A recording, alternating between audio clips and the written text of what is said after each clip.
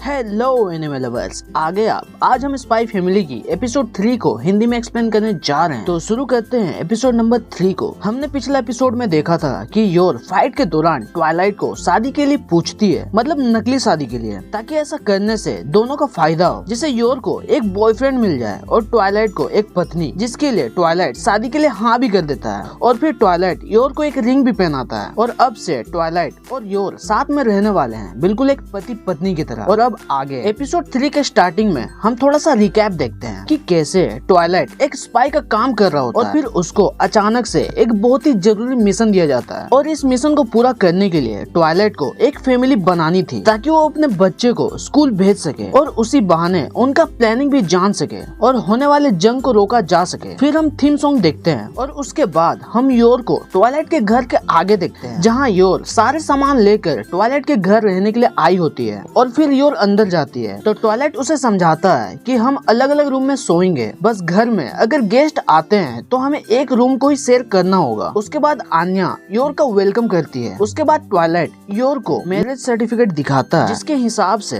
Twilight और your को शादी किए हुए 1 साल हो चुका है, ताकि किसी को ऐसा न लगे कि ये दोनों इंटरव्यू पास करने और बच्चे को स्कूल में एडमिशन करने के लिए अभी अभी शादी किए हैं। इसलिए सर्टिफिकेट में शादी को 1 साल बताया गया और वैसे भी दोनों अपने अपने फायदे के लिए शादी किए हैं। खैर, उसके बाद हम देखते हैं कि आन्या योर को घर के रूम्स दिखाने के लिए ले जाती है, जहां आन्या किचन रूम, बाथरूम और बेडरूम दिखाती है और योर को उसका रूम भी दिखाती है और योर को रूम पसंद भी आता है। और फिर ट्वाइलाइट बॉक्स में कुछ सामान लेकर आता है तो योर कहती है कि उसे थोड़ी हिचकिचाहट हो रही है, तो ट्वाइलाइट कहता है कि इसे अपना ही घर समझो, बल्कि अब से तुम्हारा भी घर है। उसके थोड़ी देर बाद हम योर और ट्वाइलाइट को योर के भाई के बारे में बात करते हुए देखते हैं, जहाँ ट्वाइलाइट कहता है कि आन्या के एंट्रेंस एग्जाम खत्म होने के बाद तुम्हारे भाई से मिलने चलेंगे। तो योर कहती है कि उसके पास इंटरव्यू के लिए ढंग के कपड़े नहीं है। तो ट्वाइलाइट कहता है तो चलो हम टेलर के पास चलते हैं। ठीक उसी टाइम आन्या पीछे पड़ी एक बॉक्स को खोलने वाली होती है कि योर देख लेती है और आन्या को उसे खोलने से मना कर देती है, क्योंकि उस बॉक्स में कुछ खतरनाक हथियार और जहर जैसी चीजें होती है, जो कि योर अपने साथ लाई थी। हालांकि ये आन्या को ये पता होता है, क्योंकि आन्या मन की बातें पढ़ सकती है। उसके बाद ट्वाइलाइट योर के लिए खाना बनाता है और थोड़ी सी बातचीत होती है। अगले सीन में ट्वाइलाइट, आन्या और योर को हम इंटरव्यू प्रैक्टिस करते हुए देखते हैं, जहाँ ट्वाइलाइट कुछ सवाल जवाब करता है। इसमें आन्या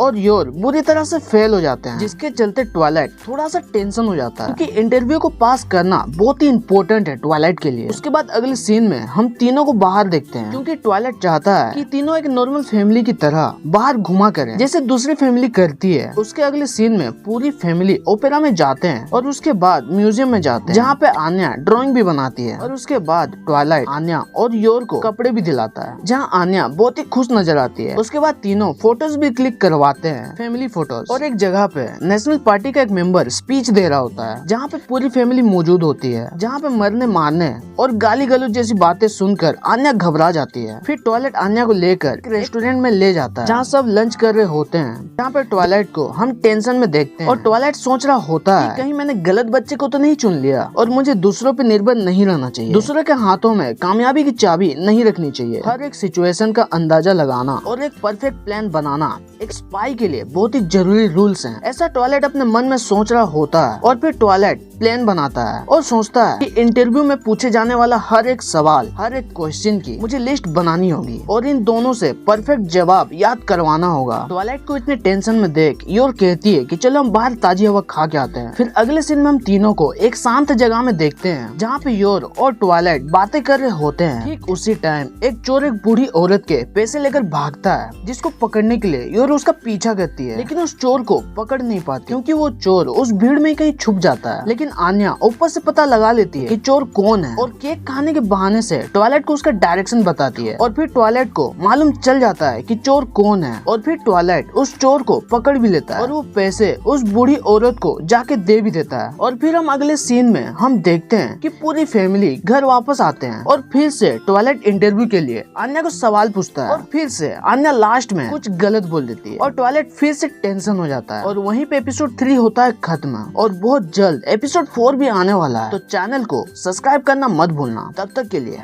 बाय।